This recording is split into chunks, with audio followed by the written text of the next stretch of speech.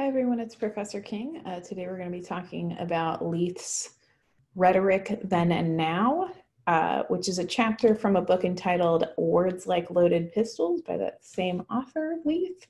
I'm just going to dive right in and go to the share screen so that we can get going on this. Hopefully it'll work this time. Yeah, it did. So this is what the text looks like, right? Rhetoric Then and Now. One thing I want to say is you only have to read to page 32. So it starts on this is page 17. You only have to read to the bottom of this page, of page 32. So keep that in mind. But I actually want to go to my notes that I've created for this.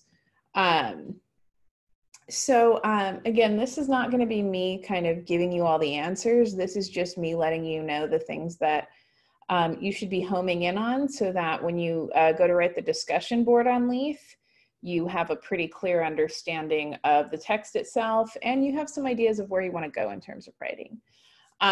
So first off, in terms of pre-reading, think about the title, Rhetoric Then and Now, right? So we already looked at Lunsford's notes on chapter 1 from Everything's an Argument. So we know that rhetoric is the art of argument, right? So what is Leith talking about then if we're talking about the art of argument, the art of persuasion in the past and today, right? What does that look like? What does it mean? So again, you only have to read to the bottom of page 32, so keep that in mind. But Leith starts this chapter out talking about where we are today, right? Where we are in the present, and particularly sort of like the main aspects of our culture. And Leith is actually British, but a lot of this can be applied to American culture because it's pretty broad in general. So, you know, more of like a global kind of movement of cultures. So Leith is talking about sort of how the internet, right, has changed the world's various cultures since its inception, right? So presently we are an internet-based, knowledge-based society. Technology reigns supreme, right? But then we also have other things to consider, like national politics, global politics, our culture, our commerce and industry, right? What industries are big in our society and why? Entertainment, social media, right? What does each of these have to do with rhetoric, and how are they influenced by, and how do they influence the rhetoric that we use today, and how do they all work kind of with one another, right? How does the government work with entertainment, or you know, what role in our culture do politics play, or how does internet affect all that? Like, start to think about what Leith says about this, and then what your response is. So that's kind of where we are now, right? And so then Leith jumps all the way to the past, kind of to the start of documented rhetoric, because really what is argument writing if not documented rhetoric, right? So we start with this guy Corax, right? And I'm just going to scroll down here because we're on the past right now, right here. Corax, right? And one of the main things we really we can't underestimate, we can't kind of gloss over ever, is that rhetoric argument deals with likelihood and not certainty. If you want to talk about certainty, you're talking about the realm of logic. And I mean like the literal study of logic, right? Mathematics, things like that. Rhetoric deals with likelihood, right? It could be this way, it could not. It could go this way, it could not. I think this is the best solution. That person thinks something else is the best solution. That person thinks something else is the best solution. It's likelihood, right? It's not absolute proof positive certainty. That's incredibly important because that is the cornerstone of argument, right? If we can argue different ways and all feel very kind of solid in our truth, right? That's a fascinating thing when we get to the level of argument, right? Corax is also the first one to set down rules and structures for the art of persuasion. You know, later people really set the foundation, like Aristotle and Plato, but we'll talk about that in a moment. Cicero and Quintilian, who we'll read in this class, but we'll talk about that in a moment. So Corax is from Syracuse, right? Ancient Italy. And what are we dealing with in terms of politics? Well, we're dealing with sort of the end of tyrant rule and the emergence of more democratically elected officials. But, you know, in order to get that, oftentimes there are uprisings. And this is not just, you know, Syracuse or Rome, but it's also Athens, Greece. You know, it's all these places around that period of time, the 5th century BCE. So we're seeing, right, rhetoric, there's this connection, right, between rhetoric and politics, rhetoric and democracy, rhetoric arguing and being a citizen, right, coming up with arguments about the fate of individuals or societies and, you know, the role we play as political entities in any society we live in. So that's where we're starting. That's where we're starting with Corax. And then we have this really cool, kind of funny story about Corax and Tisius, right? So think about that story. And don't think that it's just like a one-off, right? That Leith was just trying to fill page numbers, because I don't think that's what it is.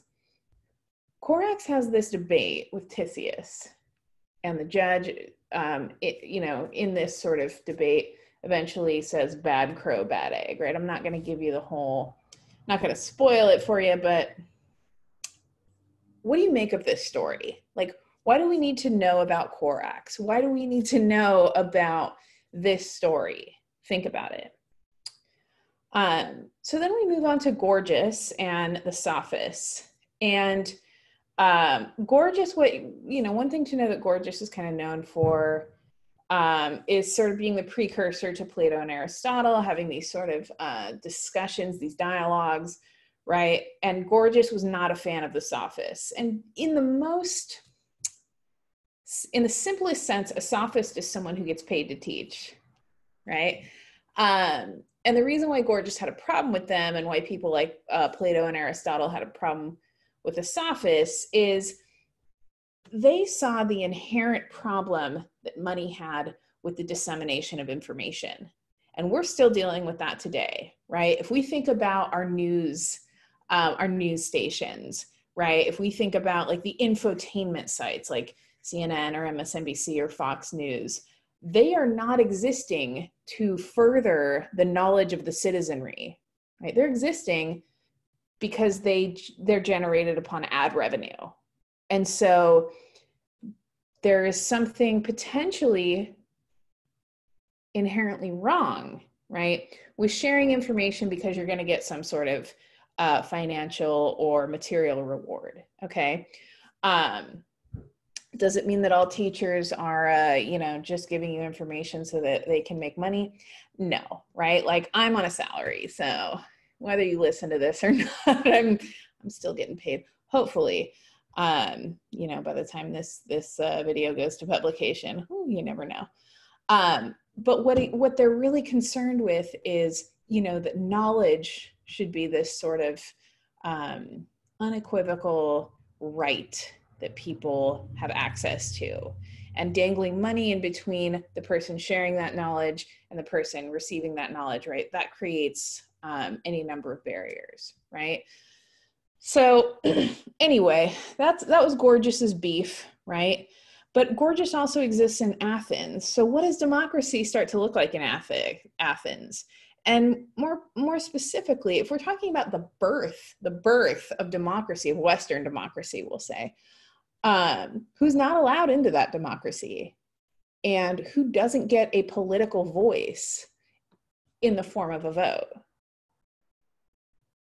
These are very important conversations because, again, we started with the present day, and it seems as though we're still having iterations, forms of some of these conversations into the present, right? Who has a voice in our political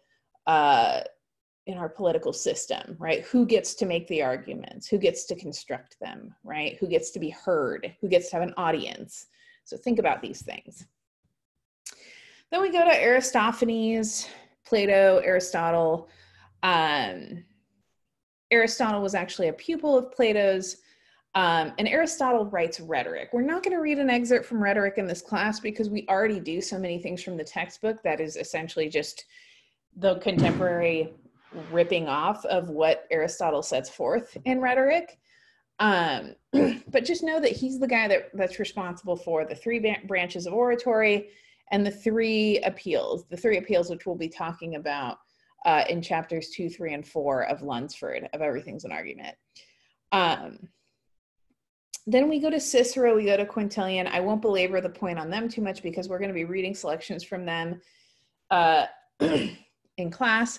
But know that they have, again, we're talking about government officials, representatives of the people, public servants, speakers, arguers, rhetors, people who want their society to go a certain way, right? Who want to solve certain social ills or certain social problems or certain social issues, right, in a certain way. And they develop rhetoric and these rules of rhetoric, these rules of argument, in order to hopefully get those goals attained.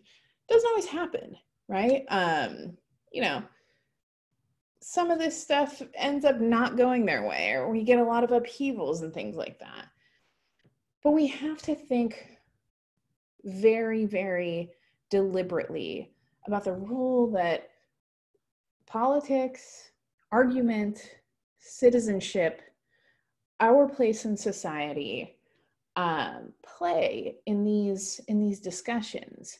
Because we're starting this all the way back in the 5th century BCE. We're now in the 21st century. So that's 26 centuries.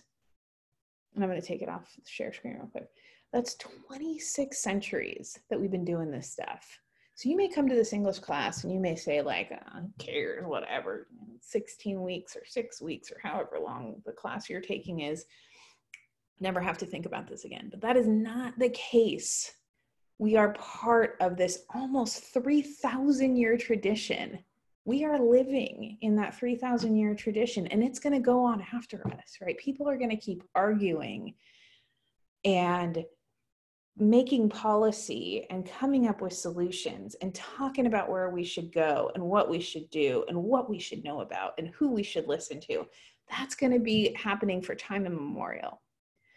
And so when we think about this, right, when we think about the rhetorical tradition, right, it's not just about knowing, where to put a thesis statement and knowing where to put a conclusion. It's about being able to articulate yourself, being able to create a text of self-expression.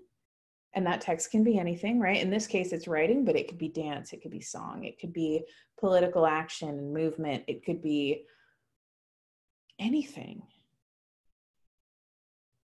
To express yourself, to express the argument, the thing that you feel, the way you think the world should be, the way you think the world is. This is that tradition, right? Now you're entering that. I mean, you've already been a part of it, but now you're being made cognizant of the fact that you're in this tradition and that this didn't just come out of thin air, right? This wasn't just the state of California saying, oh, let's throw another English class at them. And that's wild, right? We live in a world that is so quick and easy and soundbite and 140 characters. Sometimes we forget to realize that these traditions are thousands of years old. And so to just sit in that moment, right? To sit in that space of almost timelessness is fascinating. So that's where we're going to start with Leith. Don't worry, we're not going to read any more Leith. Sometimes people are like, I'm boring, I don't want to know all about history. If you want to, and other people are like, oh, I love this, I read the whole chapter. Wherever you fall on that spectrum, more power to you. But we'll start with Leith. This will help to kind of inform the discussion board, generate ideas for the discussion board. And then, yeah, that's about it. We'll have a wonderful day. I will see you in cyberspace soon.